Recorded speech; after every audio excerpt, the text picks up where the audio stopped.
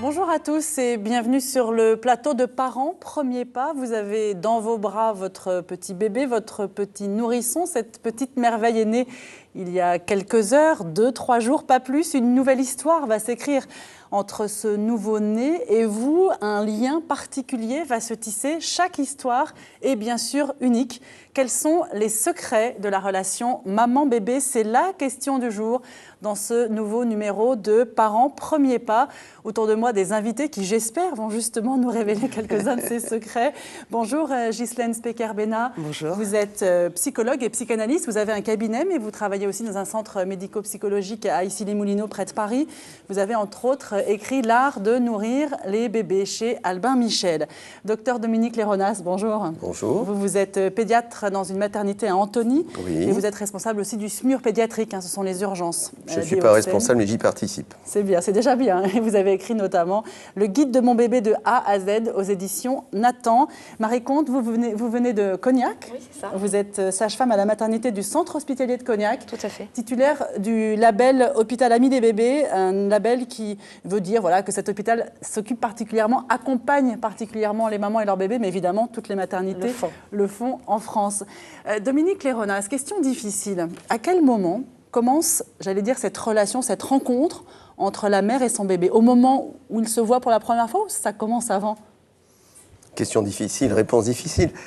Non, ce n'est pas un mystère maintenant que la relation commence avant la naissance. On n'a pas attendu la pneumonie pour savoir que les échanges sont déjà intenses in utero, avant la naissance.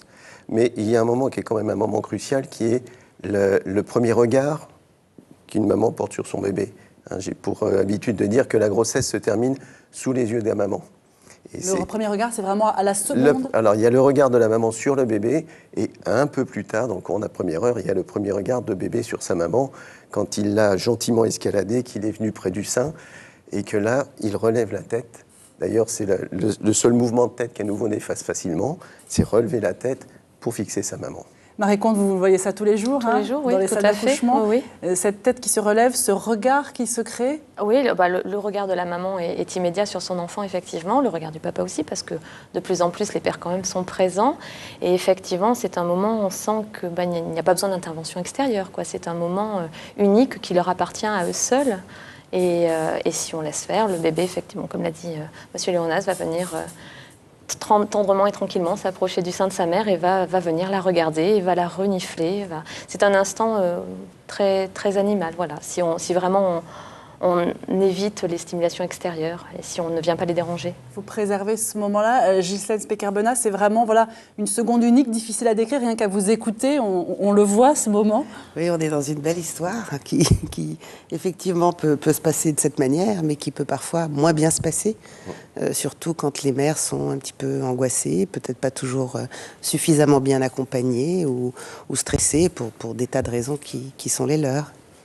Donc heureusement, ça peut se rattraper dans les heures qui suivent. L'accouchement ne se passe pas toujours comme on le souhaite. Il y a parfois des contre-indications médicales aussi pour ce premier regard, si l'enfant est amené loin. Mais les mamans qui nous regardent et qui n'ont pas vécu ce regard peuvent se dire, on va se retrouver. Voilà, c'est pour ça que c'est important de penser que des moments magiques comme ça, que nous, on décrit avec notre regard extérieur, peuvent se produire, mais qu'ils sont quand même généralement un petit peu différents. Enfin, ces moments magiques se passent différemment dans la réalité pour des tas de raisons. Et il n'y a pas un mauvais moment ou un bon moment pour rencontrer son enfant.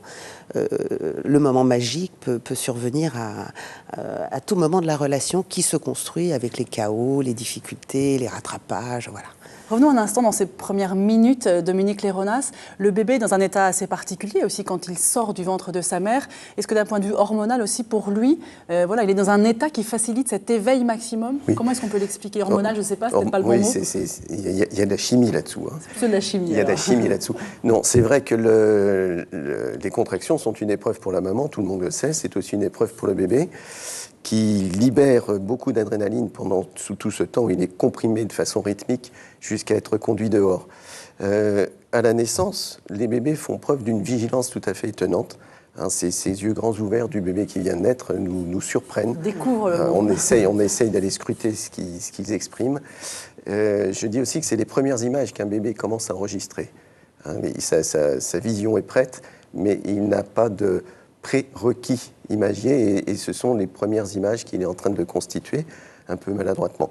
Donc cette adrénaline crée l'état d'éveil et crée sa recherche, sa quête de la maman, après quoi il va s'endormir profondément pour récupérer, et il a bien raison. De ses efforts pour sortir. Et parallèlement, la maman qui a eu ces contractions utérines déclenchées par l'ocytocine, qui elle est une hormone, cette ocytocine, on sait maintenant qu'elle imprègne son système nerveux, qu'elle influence beaucoup son comportement et ses humeurs, et qu'elle la rend extrêmement réceptive à cette rencontre. L'ocytocine est une hormone de la rencontre.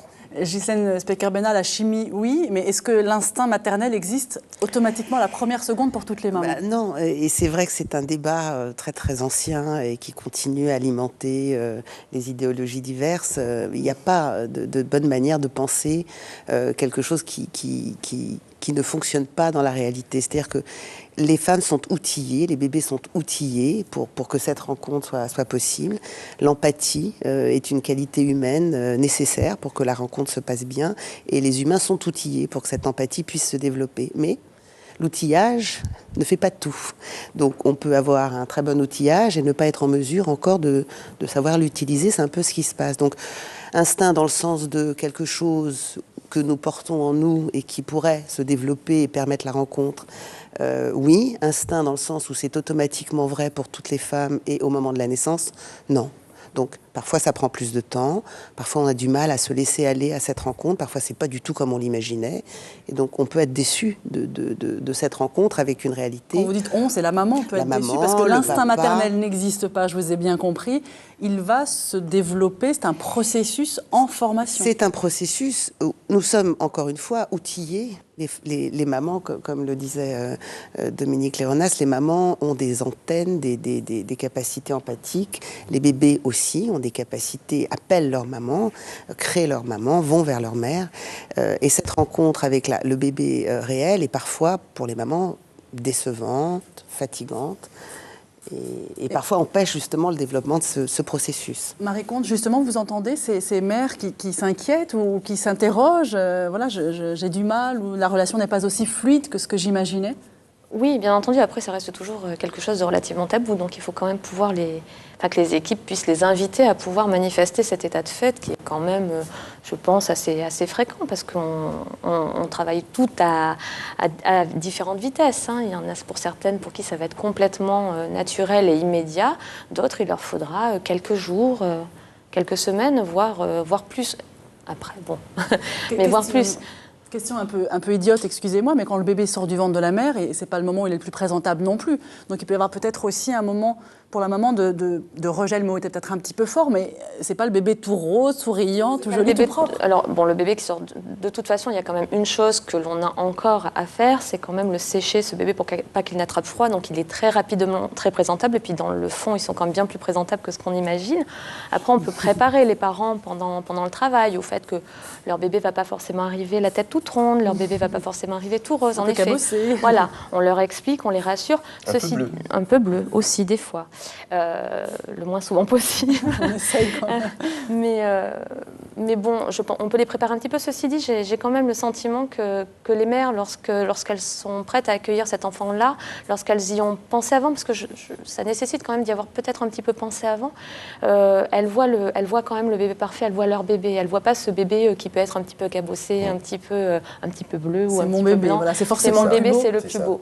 Voilà. Dominique Léonas. Elle passe au-delà de toutes les imperfections, puisque quand malheureusement un bébé a besoin de soins ou d'être transféré, les soignants pensent toujours que la maman va être effrayée. Et la maman a au contraire cette faculté extraordinaire de voir son bébé et pas l'environnement. Quel conseil peut-on donner aux mamans justement pour prendre ce temps de faire connaissance avec ce bébé, des choses peut-être à éviter ou des conseils à suivre pour favoriser au mieux ce lien entre la mère et son bébé ? J'ai un peu peur des conseils dans cette circonstance. Ce qu'on peut faire toujours, c'est pour nous, soignants, rester très discrets et laisser se faire ce qui peut se jouer à ce moment-là. Laisser la rencontre qui se fera. La grande difficulté de notre réalité humaine, c'est qu'on a un cerveau très compliqué et que la spontanéité nous échappe souvent parce qu'on a beaucoup d'idées et d'imaginaires qui vient brouiller les cartes. Donc la rencontre se joue, à mon sens, d'autant mieux qu'on la respecte, qu'on la laisse se faire dans la simplicité. toute intervention un peu intempestive à ce moment-là, tous les soins qu'on a pu faire au bébé à une époque, et encore malheureusement trop souvent maintenant, qui sont des soins inutiles et agressifs, viennent troubler cet instant qui est un instant... cette bulle. C'est un instant familial. Je dis aux soignantes, la naissance est un événement familial, c'est pas un cas médical. Ghislaine Specker-Benat, malgré tout, vous l'avez un petit peu dit tout à l'heure, je voudrais qu'on y revienne un instant. Certaines mamans peuvent avoir des mécanismes de défense dont elles ne sont pas forcément toujours conscientes à ce moment précis de la rencontre. C'est-à-dire que, pour rebondir sur ce que vous disiez, les mères ont cette capacité extraordinaire à mettre de côté, à refouler, à nier ce qui ne convient pas de penser à ce moment-là. C'est-à-dire qu'elles peuvent être déçues par leur bébé, le trouver pas beau, bleu, cabossé, etc. Elles voulaient une fille, c'est un garçon. Voilà, mais très rapidement, elles vont coller à une image qui est une image assez idéalisée et nécessaire de la maternité, en se disant, bon, toutes les autres ont l'air d'être ravies, moi aussi je vais être ravie. Il faut que je le sois. Mais parfois, ce mécanisme-là de refoulement, cette manière de se dire bon bah je vais apprendre à l'aimer, ça va bien se passer, ne fonctionne pas. Et dans ces cas-là, effectivement, les mères sont très en difficulté parce qu'elles ressentent des choses que toutes les mères ressentent, sauf que elles imaginent être les seules à le ressentir, et du coup elles se taisent. Donc le rôle de l'équipe, il me semble, c'est aussi, comme vous le disiez, de permettre de pas être trop intrusif avec des conseils que les mères suivront et qu'elles s'organiseront pour mal suivre, et elles auront raté tout et elles se sentiront incompétentes et ça marche pas, mais aussi de permettre aux mères un espace où d'abord elles échangent entre elles, ce qui manque cruellement dans les maternités, parce que les mères ne se rencontrent pas. Il n'y a pas un petit salon où elles peuvent papoter avec leur bébé. Ça existe. C'est rare. Ça existe. Pas assez. Il y a quelques maternités à Vaux-en-Velin, il y aura justement un reportage sur Maternet ATV où à Vaux-en-Velin, les femmes se rencontrent, échangent, parlent. C'est formidable. Mais après, le risque, c'est qu'aussi, on a toujours l'impression que l'autre fait mieux que soi. Mais non, justement. Non, justement, non. Pardon, Marie ? On se rend compte, ne serait-ce que dans les cours de préparation à l'accouchement, où déjà elles se rencontrent, on se rend compte qu'il n'y a pas cette compétition entre elles. Elles sont bienveillant. C'est bienveillant. Elles sont là pour échanger leurs expériences, mais elles ne se jugent pas. Voilà. Donc je pense que se rencontrer après l'accouchement, effectivement, c'est très salvateur. Voilà une idée. Allez voir votre voisine à la maternité. Il faudrait qu'il y ait un lieu où elle puisse se rencontrer. C'est très rassurant pour une maman de savoir qu'elle n'a pas été la seule à essayer de bercer son bébé qui pleurait. Et dans les maternités où à l'époque il y avait des chambres à 2 lits, il y en a peut-être encore, mais c'est de plus en plus rare. La seule chose de positive dans ces chambres à 2 lits, finalement, c'était l'échange que parfois il pouvait y avoir entre les deux mères. C'était juste formidable. Et puis l'une qui gardait le bébé de l'autre pendant que l'autre se douchait. Enfin, voilà, énormément d'échanges. Et ça, c'était le point positif de ces chambres à 2 lits. On a beaucoup parlé du regard jusqu'à maintenant. Il y a d'autres sens, bien sûr, qui vont favoriser ce lien, cette relation entre la mère et son bébé. Marie, peut-être parlons du toucher, de l'odeur, avec cette première tétée d'accueil aussi, qui est presque instinctive. Alors, ce n'est pas une tétée pour nourrir. Expliquez-nous exactement ce qui se passe à ce moment-là, toujours dans la salle d'accouchement sous vos yeux. En fait, pour le bébé, une des premières choses à faire, les premiers réflexes qui vont se mettre en place, c'est le réflexe de succion. Et donc, spontanément, il va aller, grâce à son odorat, notamment, chercher le sein de sa mère. L'odorat, lui, peut-être, probablement, je ne sais pas, parce que la plupart du temps, il va quand même aller prendre le sein qui est du côté cœur, puisque les battements de cœur de sa maman l'ont bercé pendant 9 mois. Donc, pour lui, tout ça, c'est quelque chose de rassurant. Donc, on invite les mamans à pratiquer cette tétée d'accueil, qu'elles souhaitent allaiter par la suite ou pas. D'ailleurs, la question n'est pas là. On les invite pour l'expérience, pour cet échange à ce moment-là. C'est une sorte de prolongement finalement de ce cordon qui a été coupé. Donc ça permet au bébé d'arriver tout en douceur et à la maman de s'adapter à l'arrivée de ce bébé aussi tout en douceur. Et on laisse faire. Et on se rend compte que si on laisse faire, si on lui laisse le temps, ça se passe et ça se passe sans intervention extérieure. Alors parfois, toutes les maternités ne le proposent pas ou ça ne se fait pas non plus forcément pour toutes les mamans. Là encore, pas de culpabilisation. Il y aura d'autres moments pour rattraper. Il y a d'autres moments, se toucher, cette odeur, rien que de prendre dans les bras, sentir la peau, Ghislaine. Il n'y a pas de ratage ni de réussite dans la matière. Voilà. Heureusement. C'est une relation qui se construit. Il y a des moments où ça se passe mieux que d'autres, mais Et donc concrètement, on prend le plus possible son bébé dans les bras pour cet échange d'odeur. On fait comme on peut. Il y a des mères qui ne voilà, comme on sent. Voilà, comme on sent, exactement. Il y a des mères qui ne supportent pas d'avoir leur bébé trop collé. Alors on les invite à faire du pot à pot, on les invite à Alors le pot à pot, en quelques secondes, c'est vraiment peau nue contre peau nue. Peau nue contre peau nue, et il y a des mères qui ne supportent pas, donc c'est pas une nécessité. Enfin, si ça se passe bien, très bien. Si le pot à pot, c'est le câlin, c'est le câlin, c'est corps à corps. Oui, alors, des grands mots, finalement, c'est le câlin. C'est presque devenu une prescription médicale, faire du pot à pot. peau. Non, c'est dommage. Occupez-vous de c'est votre câliner, c'est être dans un corps à corps spontané. Et la grande difficulté, précisément, qui rend les expériences multiples, c'est cette perte de la spontanéité, cette difficulté qu'a une maman avec tout son imaginaire, avec toute son histoire, à se laisser exprimer ce qu'elle ressent physiquement. Et si je me mets à la place du bébé, c'est pas évident. Qu'est-ce que ça représente l'odeur de sa mère pour le bébé? C'est rassurant? C'est son port d'attache, c'est son point fixe. C'est l'odeur du liquide. C'est le liquide amniotique dont il est complètement imprégné. Ouais. La même odeur qu'il retrouve sur le sein d'ailleurs. Ce qui va le rassurer, c'est ce qui fait que finalement, contrairement à ce qu'on imagine, les bébés ne hurlent pas en salle de naissance. Enfin, hurlent à la sortie, effectivement, bien souvent, pour déplisser leurs alvéoles, pas tous. Et après, on ne les entend plus. Ce qui peut surprendre les parents. Ils nous disent, mais est-ce qu'il va bien? Il pleure pas? Est-ce qu'il respire? Il ne pleure pas. C'est ce qui nous a conduit aussi à supprimer ce bain rituel qui est apparu au moment où Frédéric Le Boyer nous a parlé de naissance sans violence. Et ce bain, finalement, effaçait, puisqu'on ne fait plus, l'odeur du liquide amniotique qui est une consolation. Pour laisser le liquide amniotique sur la peau du bébé. Pour garder l'odeur. C'est un repère, en fait, puisque c'est le seul élément sensoriel que le bébé connaît. C'est le seul lien entre la vie in utero et la vie... c'est ce que le bébé connaît. Un mot aussi sur le massage, on parlait du pot à pot. Voilà, certaines maternités, certaines mamans ou papas, on en parlera dans un instant, ont envie de masser leur bébé. Là encore, ça peut être un moment d'échange important. Alors, massage, c'est encore un terme presque trop fort. Caresse. À noter qu'en Inde, on ne masse pas avant une lune, 28 jours. 28 jours. Et que 28 jours correspondent, nous, dans notre réglementation, à la période du nouveau-né. Vous voyez ? Donc on ne masse pas, on caresse? C'est le mot massage qui vous semble un peu fort? C'est du contact. Oui. C'est du contact. C'est du toucher. Moi, je dis tripoter, papouiller.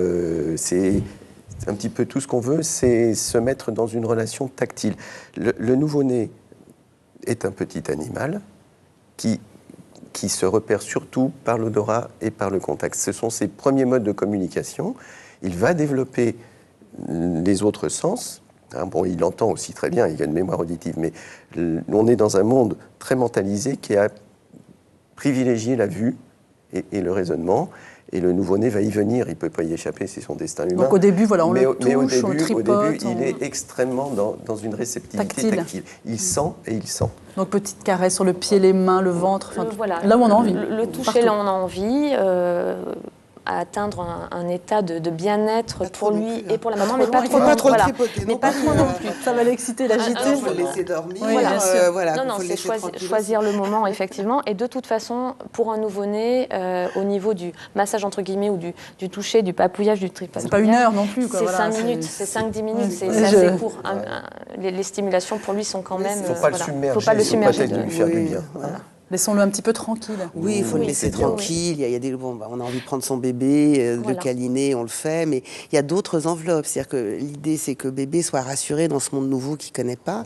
Donc au début, ce qu'il connaît, c'est l'odeur. Ensuite, il va reconnaître la voix. Et puis il reconnaît la voix de la maman. Et des autres, et tous les membres de la famille. Juste de la maman, au début, un petit peu, et puis de mieux en mieux. Et puis ensuite, il va apprendre à reconnaître la voix du papa et de l'environnement. En fait, il va s'habituer, c'est un processus d'habituation. Et donc le bébé a besoin de familier. Parce que nous, quand on débarque sur une planète inconnue, on n'est pas très bien non plus. Donc, on cherche des repères. Donc, et là, c'est la maman. Ça peut être la voix de maman. Il y a des mamans qui ne peuvent pas toucher leur bébé parce qu'elles sont en incapacité de le faire. Elles peuvent parler à leur bébé. Il y a d'autres manières d'envelopper un bébé. Donc, surtout ne pas le déranger quand il dort. On ne va pas le tripatouiller, qu'on ne va pas lui donner à manger quand il... Voilà. Donc, il n'y a pas une manière... respecter le rythme. Je pense qu'il faut le dire parce que... il faut le dire. Rester dans le respect. Voilà. Encore une fois, il ne faut pas en faire une prescription. Voilà, on fait comme on peut. Il faut juste dire qu'on a le droit de toucher son bébé aussi. On peut on est à la maternité, c'est pas l'heure du bain, c'est pas l'heure tel soir. On peut prendre son bébé et se dire je vais caresser mon bébé. Il y a un acteur dont on n'a pas encore parlé qui pourtant est important, j'imagine, le papa. Essentiel. C'est important, oui. Non, est-ce que c'est important? Elle provoque. Le rôle du papa, c'est déjà de préserver cette bulle maman-bébé dans les premiers jours. De toute façon, au début, il regarde. C'est un témoin. Le papa est un témoin. Il est là, il est présent. C'est vrai que jamais il a porté le bébé dans son ventre, jamais il n'accouchera, jamais il n'allaitera. Mais il est là, il est témoin. Il est le miroir de sa femme. Il lui renvoie ce qu'elle est, qu'elle est très forte, qu'elle a bien réussi à faire ce bébé. Et c'est une présence rassurante. Il protège cette bulle et après il s'immisce quand même, il faudra qu'il trouve sa relation. Qu'il arrive à... Mais ça que la mère Mère le lui laisse aussi prendre lui sa laisse place. rentrer, Ouais. le laisse Mais au rentrer début, dans il ses- protège la mère Oui. et l'enfant. C'est-à-dire que cette enveloppe maman-bébé, elle s'élargit à une enveloppe père, mère, bébé. Mais le père, au début, protège la mère et le bébé Voilà. des effractions extérieures, de la belle-mère qui veut trop venir, par exemple, faire un petit Ou des coucou, amis, des amis. ouais. Donc, le père, il a ce rôle vraiment important, contenant, et qui permet à la mère de s'occuper tranquillement de son bébé sans se préoccuper de la famille, les courses, le ménage. Voilà. Au début, c'est ça. Et puis après, ils font Petit à petit, connaissance. voilà, dans le temps. Papa fait connaissance avec bébé. Et ensuite, tout ça fonctionne. Avec un rôle aussi important pour le papa, au moment important du baby blues aussi, quand la relation mère-bébé, voilà, il y a un moment devient un petit peu difficile parce que la maman s'effondre un petit peu, c'est normal. Parfois, ça devient plus compliqué quand ça devient une dépression du postpartum. Est-ce qu'on peut bien distinguer les deux? Rien à voir. Donc, on va se poser un instant pour expliquer justement la différence. Alors, le baby blues, c'est un état à peu près attendu, à peu près normal de la jeune accouchée, concerne environ une femme sur deux. C'est un moment de tristesse où on est un petit peu désillusionné, un peu déçu, un peu inquiet de tout ce qui va arriver. Parce on pleure beaucoup, on est triste, on est en train de dire au revoir à quelque chose, une période de sa vie en quelque sorte, puis de se récupérer pour la nouvelle à venir. La dépression du postpartum, c'est quelque chose de très différent, au sens où c'est une vraie dépression. On n'est pas juste tristoun, on n'arrive plus à s'occuper de son bébé, on n'arrive pas à se réjouir de ce qui nous attend, on ne se sent pas entouré, on se sent isolé, on a très peur, on est très inquiet et on désinvestit l'enfant, c'est-à-dire qu'on désinvestit ses compétences maternelles et le bébé qu'on vient de mettre au monde. Et ça, c'est une vraie indication pour consulter un médecin. Ça touche à peu près une femme sur 10. On dit à peu c'est près ça, 10%. Oui. C'est vraiment une incapacité, Dominique Léronas, voilà, à être dans le lien. On est un peu anesthésié. Voilà. Quel est ce bébé qui est devant moi? C'est ça un petit peu le non-lien de la dépression du postpartum ou la difficulté? La dépression du postpartum, elle s'exprime souvent après la sortie de maternité. C'est pas ce à quoi on assiste en maternité. Et parfois plusieurs mois après. Même parfois dans un an après. Même si on arrive à retrouver des prémices. C'est-à-dire qu'une femme qui se sent à la maternité déjà, isolée, triste, qui n'a pas vraiment l'idée que rentrer à la maison, ça va être joyeux, qui a très peur de ne pas savoir s'occuper de son enfant, qui n'ose pas en parler, voilà, qui se sent surtout isolée. On sait que la première cause de dépression, enfin la première cause identifiée, en dehors des problèmes psychiques, c'est la précarité sociale et le fait d'être loin de sa famille. Oui, les femmes qui sont loin de leur famille sont plus sujettes à cette dépression. Ce qui est de plus en plus fréquent d'ailleurs. Voilà. Donc ça, ce sont des signes d'alerte.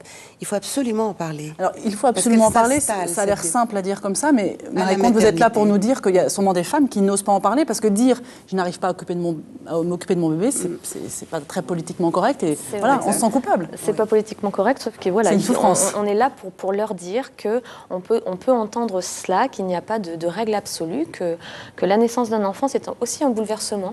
C'est un grand bonheur, certes, mais c'est aussi un bouleversement et qu'avant d'accéder au grand bonheur, la route peut être un petit peu chaotique.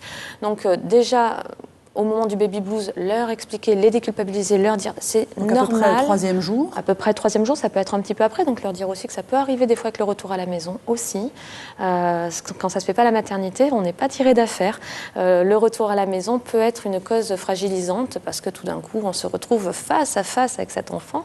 Il n'y a plus l'entourage médical qui parfois, pour beaucoup de mamans, peut être aussi rassurant.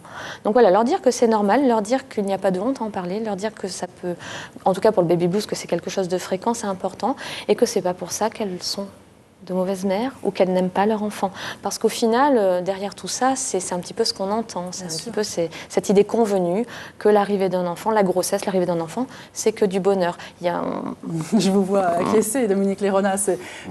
D'où l'importance pour les gens qui travaillent en maternité, pour tous les professionnels, tous les soignants, d'être à l'écoute et à la rencontre. On sent très bien quand on rentre dans une chambre quel est l'état d'esprit qui règne dans cette chambre, quel est l'état de la femme en face de nous, de cette jeune mère. Et c'est vrai qu'on peut faire un peu de prévention du baby blues. Dans le baby blues, il y a quand même une partie physique, une partie d'épuisement.